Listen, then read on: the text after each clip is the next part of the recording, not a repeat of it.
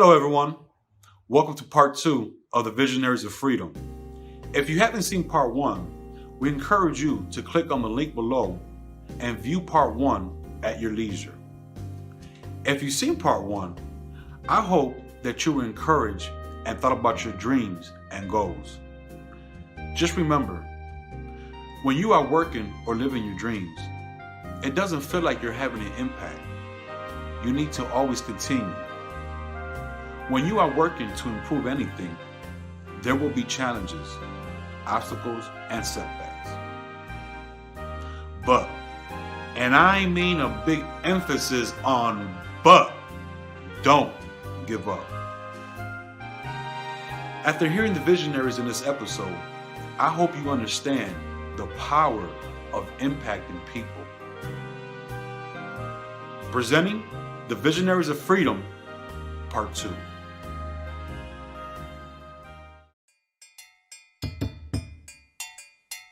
Isabella Bumford is the name that was given to me as a slave. Sojourner Truth is the name that I and the Lord chose for me. A free woman. Oh, I am a sojourner. I've become a wanderer among the people, in sin parlors and lecture halls. I speak out against the evil of slavery and poverty. And although, yes, I be 6 feet tall, I am a woman. I bore 13 children, most of which was taken straight from birth and sold. And even when I cried out and I screamed and I mourned, my mother mourned, nobody heard me. I've been forcibly taken too many times to count. Every slave owner that bought me beat me. Last slave owner stood up in a court of law and said, "You are a runaway slave." But I reminded him, I didn't run away. I walked to freedom, still nursing the last of my children. Oh, I know what it is to be a slave, and I know the burden and the suffering of being a woman. You, sir, you in the black. Well, you say that a woman cannot have as many rights as a man because Christ was not a woman. Well, sir, please tell me, where did your Christ come from? So please tell us all, where did your Christ come from?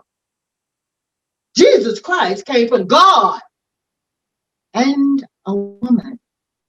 And a man didn't have nothing to do with it. Well, I look out, I see the Negroes in the South crying about their human rights. And the women in the North, well, they talking about their equal rights. And that's according to this here Constitution. I think the white man done got himself in a mighty big fix. But I'm thinking that if it only took one woman to change the course of the world and turn it upside down, and you got all these women who want to make things right. They want to make things right. It seems to me you would do well to let them. Well, old sojourner, I done said enough. And I thank you. I thank you for listening to me.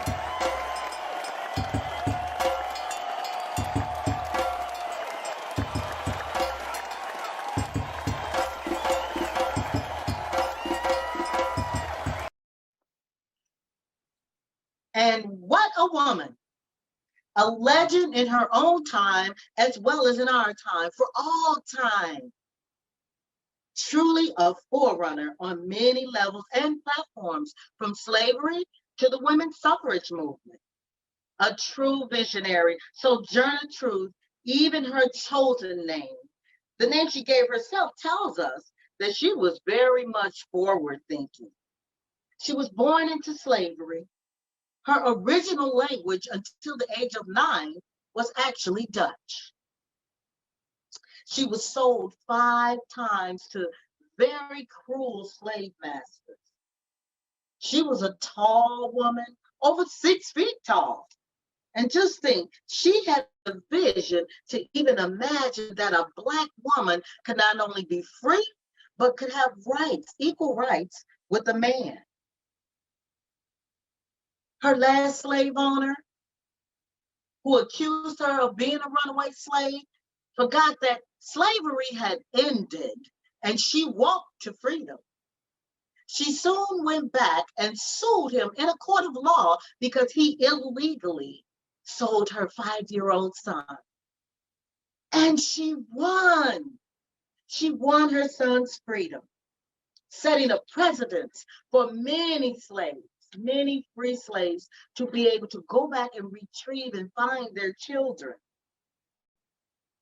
Her visionary concepts have been handed down and used for centuries, even today, by the likes of Hillary Clinton and Michelle Obama. Today, there are hundreds of statues and memorials to her in every state in the country. All women, Black and white, stand on her shoulders and are given courage and insight to stand firm and push forward, even when the odds are not in our favor, but to remain true to the right cause of defending the oppressed. Sojourner Truth.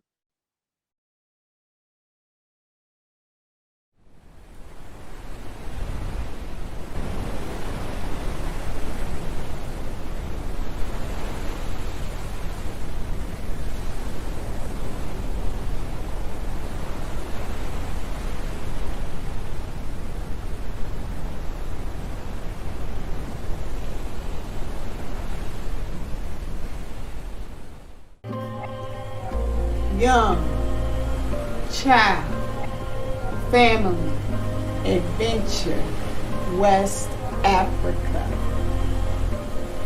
Then, captured, chained, sold, bound, voyage, purchased, slave, America. Those are the words that describe my early life. Every time I state my first name, I'm reminded of my namesake, the slave ship that sailed away from my homeland in my freedom. My feet never touched my native soil again. I can't tell you the name of the ship because I need to continue. Even though slavery was my involuntary outcome, I'm grateful to God that my master was humane. His family taught me to read and write. My master discovered my literary abilities.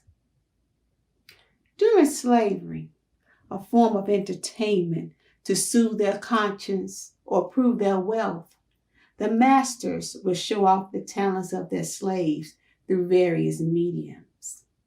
And since my master was what you call today a forward thinker, because he taught his slaves to read, I recited great works of Alexander Pope, John Milton, and Homer to his friends and dignitaries.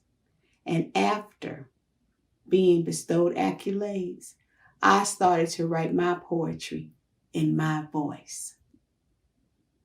But during my lifetime, the essence of my voice had to be hidden, which I like to call wisdom, because the wrong never like the direct truth about injustices. Look at what they did to Jesus. Who am I? So that you may know the name of the ship that brought me here. The slave ship was named Phyllis. My name is Phyllis Wheatley. Hello, my name is Victoria, and I'd like to take this time to share about Phyllis Wheatley. In 1772, Phyllis was brought to trial by the politicians and the influential thinkers of that time, actually from the Massachusetts colony. They brought her to trial because they didn't think that an African teenager could write such great works of poetry. Um, Phyllis, she went there to defend herself, and that's one of the things that I really respect about Phyllis. And even as a young child, she knew the wrong in slavery. But being a slave, she could not be direct in her views. So she used a lot of symbolisms and allusions in her plays, in her poetry, to show her disdain for slavery. I like to take the time to read a poem that she wrote that is called Being Brought from Africa to America. To was mercy that brought me from my pagan land, taught my benighted soul to understand that there's a God and there's a Savior too. Once our redemption neither sought or knew. Some view our saber race with scornful eye. Their color is a diabolic dye. Remember, Christians, Negroes, black as Cain, may be refined and join the angelic train. This is the great works of Phyllis Wheatley, everyone.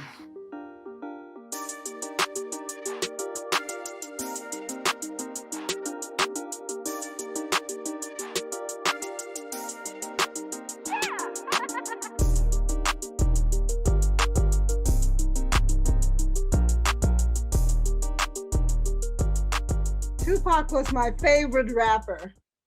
There was a sensitivity about him. I knew his mom and I met him also. He wrote a song called Dear Mama. Some of the words to the song are, as a crack fiend, Mama was a queen. He was brilliant, smart. He had a heart of understanding that if anything was wrong with his mother, he would do anything to help her. I defended rappers. Rappers' voices should never be censored. Their voices challenge the establishment. Their creative voices also opened up a whole new economic community. Jobs, positions. Look at Queen Latifah and others. How's the world change? Young people, social media. Millennials found a new way of communicating with the world. Voters' rights, police brutality, prison reform, these situations exist today. Social media made me hot, and somehow I connected with the young people. But when Trump showed up, that's when I showed up. Ha, ha, ha.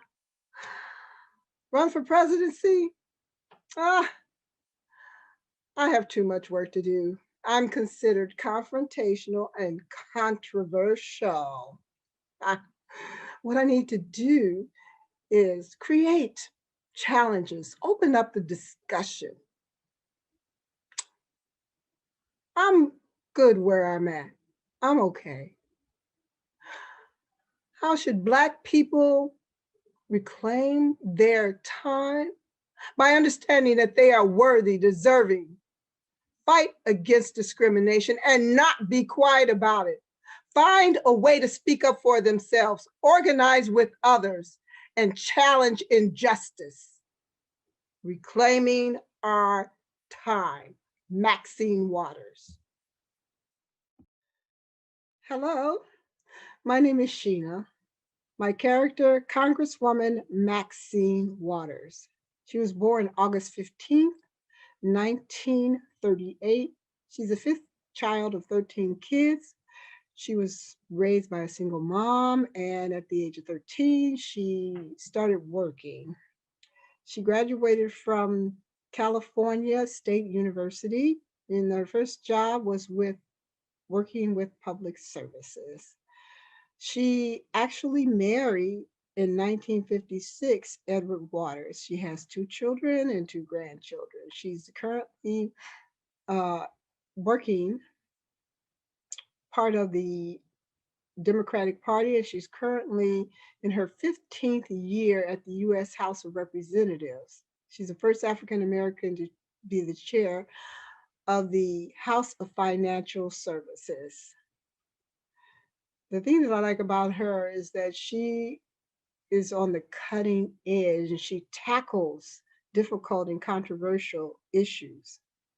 She is lovingly known as Auntie Maxine. She's fearless and she's outspoken. She actually advocates for women, children, and also people of color and the poor. She impacts me with her strength as a Black woman who will not be intimidated. She is unapologetically Maxine Waters, reclaiming her time.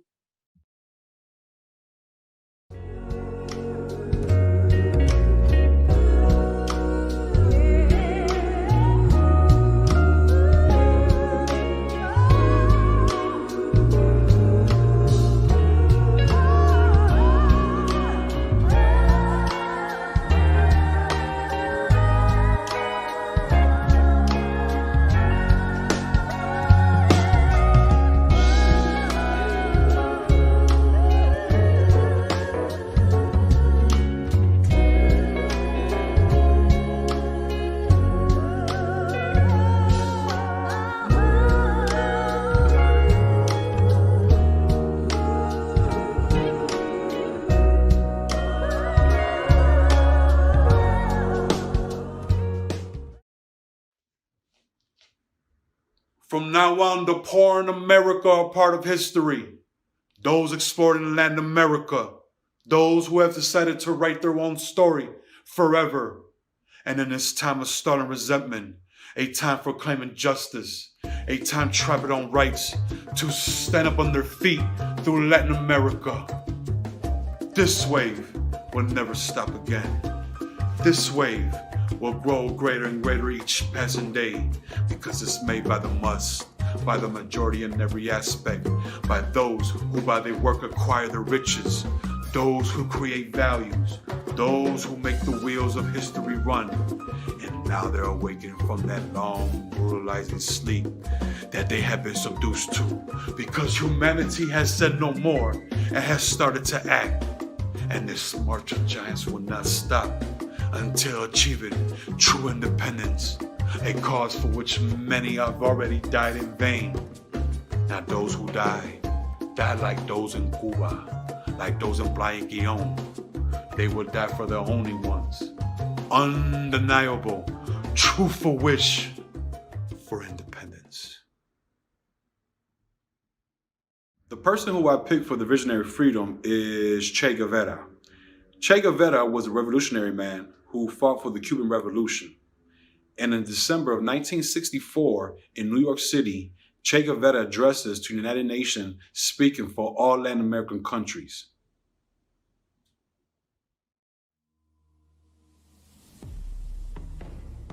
The Portuguese were constantly trying to usurp our country. My brother, our leader, the king, did all he could to negotiate with them. Due to my gender, I am not to be a leader, even though I am trained and excelled in all the military disciplines. Their brother was failing to defeat them. These Portuguese had set up a fort near our land. They were stealing people to be slaves. Now, there's to be another meeting. Finally, my brother sent me. The meeting was with this representative of the Portugal crown, a Governor de Sousa. We wore our traditional clothing. I entered the room with my attendants and soldiers. I could tell that they were overly confident with themselves. This man was sitting in a huge chair with his officials behind him. There was no chair for me, only a mat. Then, suddenly, one of my attendants fell to their hands and knees and served as a chair for me. What more is there to say? Now, I could meet eye to eye. I say to him, we are a sovereign country. You must recognize this. You will withdraw your troops from Iran and Dango. We will not pay tributes. We are not slaves. I will form allies with your rivals. We are strong and independent, and I will fight to keep it that way. Eventually, we made some negotiations and had some peace. They reneged. We waged war and held them back. I held them back. I fought for 37 years to keep our nation free. I, Nzinga, became Queen of Mutambe and Ndango in 1626. Some say I am an uncivilized savage who embodies the worst of womankind. I say sometimes force is able to exterminate the wicked customs of those that do not reason or understand any argument without punishment.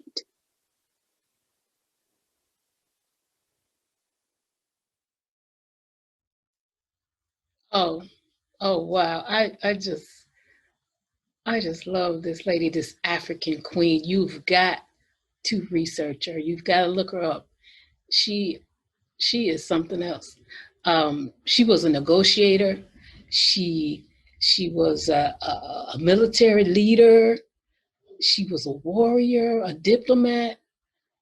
In her negotiations, in some of her negotiations, she got all her demands. Of course, they went back on them, but they did ask her to do something. They wanted her to become a Christian, and she did. And some people think that she did it because she wanted to know who she was dealing with. She learned their language. She learned Portuguese. She was a remarkable queen. Really, really, she was. Even in her 60s, she led troops into battle. And she was planning guerrilla warfare attacks. And she had some contradictions. I think because she was a woman and she had to do what she had to do. She just had to do it. And they were always trying to kill her, but she lived into her 80s. I think her vision is freedom, was freedom. There is a statue of her in Angola. And she is celebrated there because of what she did, her inspiration to them and to all of us. And I would like to go and see the statue, but she is holding a battle axe. For almost 300 years, Black people experienced slavery. They were treated unfairly. They would work hard and pick cotton. Children and Black parents would be sold to different slave owners to never see each other again. Harriet Tubman changed all that. She led over 100 slaves to the Underground Railroad. How they found the path is they used colored cloth. Today, Black people should come together and keep fighting to change the environment around us. Happy Black History Month.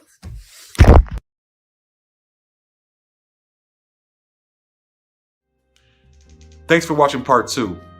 Hopefully, one day, someone will perform a monologue of the legacy that you left behind. Let's end with the following inspirational thought. Remember, you can make an impact too. Work on your vision every day. Look ahead toward your goals. The completed steps toward your goals will lead you to your prize. Look back only to take notes of the mistakes to straighten your vision going forward. And don't forget to keep God first.